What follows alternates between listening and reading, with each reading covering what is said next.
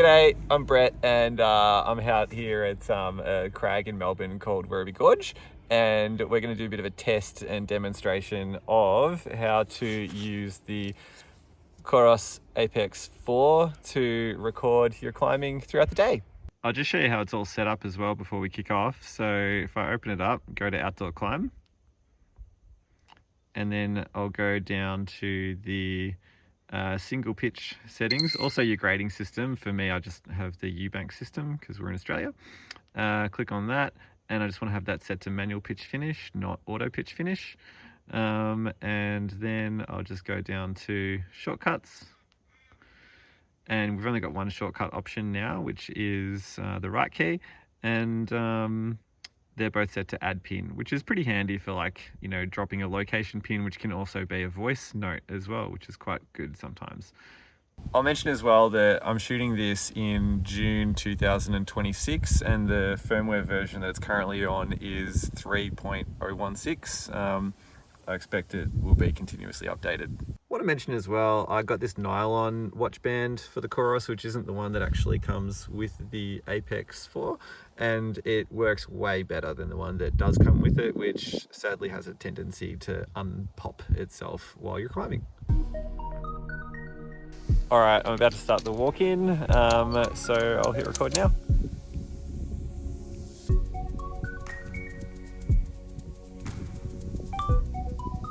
All right, so I've finished the approach, and what I'm going to do now is hit stop on the timer. Obviously, actually be wearing the watch normally. All right, so at the end of the approach, I'm then going to go across to climb. And then it's going to start recording the first climb, which I don't want to do because I've still got a bit of time here at the bottom of the crag. So then I hit stop, and I want to put it into rest mode. Do that. And then it's going to give me some options here, and I can go down to not a climb,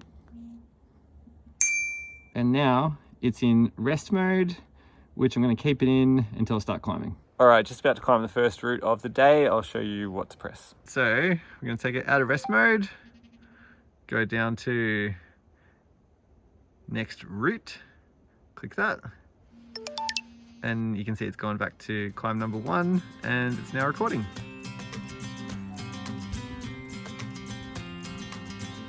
All right, I've just made it to the anchor, which means I can now stop my watch.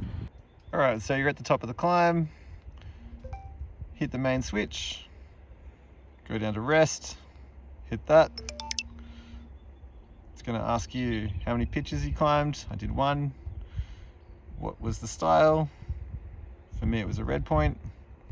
What was the grade? This was just a cruisy little 19 warm-up.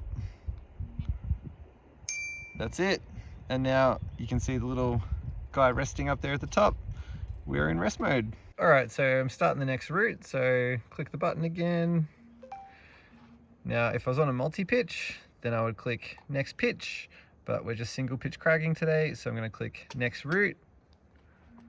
That's starting climb number 2, and then you just rinse and repeat that throughout the day. All right, finished today's climbing, about to head out. All right, so we take it out of rest mode, go down to descend, start that, and we're starting our walkout. All right, I'm back at the car, time to stop the watch. All right, so we just go into here, go down to finish, hold that, hold it for 3 seconds, and that's our climbing day saved. All right, so here's a little screen recording of how the data shows up in your phone. You can see that it says Ballon Outdoor Climb, so I'm going to rename that to Werribee Gorge. And then we'll scroll down, have a look at all that data there. And there's a funny bug at the moment with the data where it doesn't always copy the correct grade across, but you can update that where you go in and edit. So it's obviously thought I did a 27 at the start, which was not the case. So I've corrected that to 19. The rest of the grades here all appear to be correct though. The second route that I did was a 22 called Tina the Ballerina from Pasadena. And then the next pitch was a 26 called Nero that I was working on top rope. And then I did a second lap on that on lead. And then I did 2 runs on a 25 called Fuel the Fire that I was working on at the end of the day, with no success, but, did all the moves. So some progress. But yeah, I really like how you can add in the names of the climbs, edit the grades if you need to, make little notes as to whether it was lead or top rope, that sort of thing.